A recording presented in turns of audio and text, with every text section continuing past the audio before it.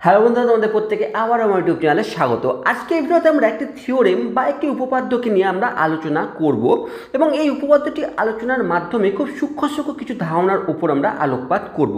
কি বলছে দেখো, উপপাদ্যটি এটি বলছে যে এমন কোনো রেশনাল নাম্বার পাওয়া সম্ভব নয় যার জন্য সেই রেশনাল নাম্বারটি স্কোয়ার 2 হবে, অর্থাৎ x square is equal to 2 হবে না যখন এক্স কি এক্স হচ্ছে রেশনাল নাম্বার। এটি কিন্তু আমাকে প্রমাণ করতে হবে। তাহলে আমরা এটি কীভাবে প্রমাণ করব? এক্ষেত্রে আমরা এটি প্রমাণ করার পূর্বে এখানে আমরা কন্ট্রাডিকশন মেথডকে ইউজ করব, অর্থাৎ আমরা সর্বপ্রথমে ধরে নেব হ্যাঁ এমন কোনো এক্স পাওয়া সম্ভব যার জন্য x square is equal to 2 হবে, সর্বপ্রথমে আমরা ধরে নেব এবং এই ধরে নেওয়ার জন্য আমরা দেখব কোনো রকমভাবে গাণিতিক কোনো ত্রুটি অনুভব হচ্ছে কি হচ্ছে না। তাহলে সর্বপ্রথমে আমি সেটি করার চেষ্টা করব। আমরা কি করব, আমি ধরে নেব যে আমি ধরে নিচ্ছি x is equal to p by q. কারণ কি? কারণ এক্স যদি র্যাশনাল নাম্বার হয়ে থাকে তাহলে এক্সকে আমরা পি বাই কিউ ফর্মে লিখতে পারি, যেখানে পি কিউ প্রত্যেকটি ইন্টিজারকে রিপ্রেজেন্ট করছে এবং তার সাথে সাথে পি কিউ এমনভাবে অবস্থান করছে যাতে এই পি কিউ এর জিসিডি অর্থাৎ গসাগু পি এবং কিউ এর গসাগু 1 হয়। অর্থাৎ আমরা অন্য রকমভাবে এটি বলতে পারি যে পি এবং কিউ পরস্পর প্রাইম নাম্বার বা সহমৌলিক সংখ্যা, অর্থাৎ পি এবং কিউ এর মধ্যে তাদের গসাগু হবে 1। এইভাবে আমরা এক্সকে কনসিডার করলাম। তার অর্থ কি? তার অর্থ হচ্ছে এক্স আমরা র্যাশনাল নাম্বার। তাহলে সেটি যদি হয় তাহলে আমরা সেই হিসাবে x square is equal to 2 হয় আমরা ধরে নিচ্ছি যে এক্স যদি র্যাশনাল নাম্বার হয় তাহলে x square is equal to 2 হবে। ঠিক আছে, সেটি যদি হয় তাহলে এক্স আমি ধরেছি পি বাই কিউ তার whole square is equal to 2। তার অর্থ কি? সেটি অর্থ অর ইমপ্লাই করছে p square by q square is equal to 2, or আমরা এখান থেকে লিখতে পারি যে p square is equal to 2 q square. ঠিক আছে, এই জায়গায় এলো। আমরা এখান থেকে আমরা আরেকটি কাজও করতে পারি, আমরা উভয় পক্ষে 2 দ্বারা যদি ভাগ করি তাহলে এরকম পাচ্ছি p square by 2 is equal to q square. এই আকারে লেখা ডিভাইডেড বাই 2, বোথ সাইডে আমরা 2 দ্বারা ভাগ করে আমরা এই পজিশানে এলাম। এবার এই জায়গাতে এসে একটি সুন্দর আরেকটি কনসেপ্টের বিষয় আমরা জানবো বা শিখবো। সেই কনসেপ্টটি কি? এই জায়গায় এসে আমরা এই কনসেপ্টের ওপর আলোকপাত করব। কি বলছে? Let p is a prime number. একটি সংখ্যা পি যেটি কি প্রাইম নাম্বার, অর্থাৎ সেটি 2 হতে পারে, 3 হতে পারে, 5 হতে পারে, 7 হতে পারে, অর্থাৎ একটি পি একটি প্রাইম নাম্বার আমাকে যদি বলে দিয়েছে, প্রাইম বা মৌলিক সংখ্যা আমাকে বলে দেওয়া আছে। এবার তার সাথে সাথে এ হচ্ছে positive integer, a is equal to positive ইন্টিজারও আমাকে বলে দিয়েছে। ঠিক আছে, এটি যদি হয়ে থাকে তাহলে বলছে যে পি ডিভাইড এ স্কোয়ার, যদি এ স্কোয়ারকে পি ডিভাইড করতে পারে, অর্থাৎ এ স্কোয়ারকে যদি পি ডিভাইড করতে পারে, করার অর্থ কি আরেকটি ইন্টিজার পাবো, আমি আরেকটি ইন্টিজার বা সংখ্যা পাবো।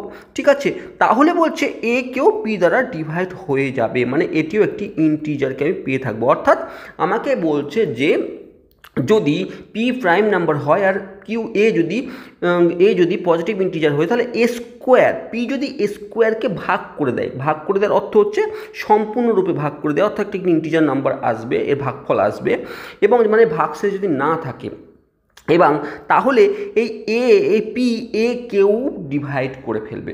উদাহরণস্বরূপ ধরো 5 স্কোয়ার কিন্তু 5 দ্বারা বিভাজ্য। কীরকমভাবে বিভাজ্য? এই 5 স্কোয়ার, 5 হচ্ছে পজিটিভ ইন্টিজার, তার স্কোয়ার মানে পজিটিভ ইন্টিজার, অর্থাৎ 25 ডিভাইডেড বাই 5, অর্থাৎ 5 দ্বারা ভাগ করলে একটি ইন্টিজার পাচ্ছে, অর্থাৎ পুরোপুরি এর ভাগফল পাওয়া যাচ্ছে, ভাগশেষ থাকছে না, মানে 25 5 দ্বারা বিভাজ্য।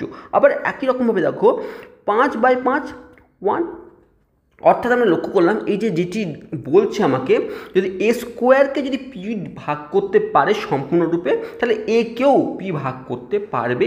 এই কনসেপ্ট কিন্তু এখানে দেখানো হলো। এবার এই কনসেপ্টটিকে যদি ইউজ করি, আমরা যে পজিশানে এসেছি সেই পজিশানে দেখানোর চেষ্টা করি। দেখো এই পজিশানে এসেছি, এই পজিশানে আমরা লক্ষ্য করছি যে পি স্কোয়ার বাই 2 যেটি কিউ স্কোয়ারের সঙ্গে সমান, পি স্কোয়ার বাই 2 যেটি কিউ স্কোয়ারের সঙ্গে সমান, তার অর্থ হচ্ছে এটি একটি ইন্টিজার, অর্থাৎ পি স্কোয়ারকে 2 সম্পূর্ণরূপে ডিভাইড করে দিচ্ছে। ঠিক আছে, তার অর্থ হচ্ছে পি কেও 2 সম্পূর্ণরূপে ডিভাইড করে দেবে। যদি পি স্কোয়ার আমরা যেটি শিখলাম সেই অনুসারে যদি দেখি তাহলে 2 ডিভাইডস P পি স্কোয়ার যদি হয়ে থাকে তাহলে 2 ডিভাইডস পি সেটিও হয়ে যাচ্ছে, কারণ এদের যে equation p square by p two এটি একটি ইন্টিজার নাম্বার, মানে কিউ স্কোয়ার, কিউ আমরা ধরেছি কোপ্রাইম নাম্বার, একটি নাম্বার, তার স্কোয়ার মানে একটি ইন্টিজার হবে। তো সেটি কিন্তু আমরা দেখতে পাচ্ছি, তাহলে এই অবস্থা থেকে আমরা এই জায়গায় পেলাম। তাহলে যদি পিকেও যদি 2 দ্বারা বিভাজ্য হয়ে থাকে, পি যদি আমরা কি পেলাম এই পজিশন থেকে, আমরা এটি যদি 1 নম্বর সমীকরণ হয়, এই 1 নম্বর থেকে আমরা কি পেলাম, 1 নম্বর থেকে আমরা একটি জিনিস তো পেলাম যে পি ডিভাইডেড বাই 2, পিকে 2 দ্বারা ভাগ করা যায়। আর যদি 2 দ্বারা কোনো সংখ্যাকে ভাগ করা যায়, 2 দ্বারা যদি কোনো সংখ্যাকে ভাগ করা যায়, তাহলে আমরা বলতে পারি clearly P is an even number.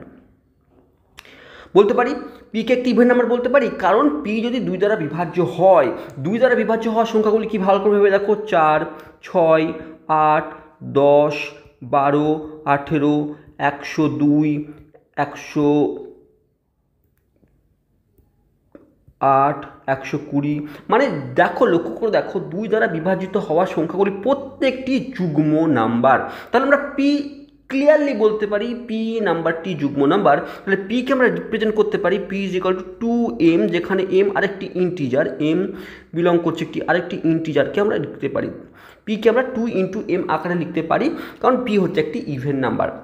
যদি এখন P is equal two 2m যদি 1 নম্বর সমীকরণে আমরা বসিয়ে দিই, তাহলে যে পজিশানে আসছে 1 নম্বর সমীকরণে, 1 নং সমীকরণে P is equal two 2m যদি আমরা বসিয়ে দিই, কি পাচ্ছি, 2m square by 2 is equal to q square, ঠিক এই পজিশনে আসছে।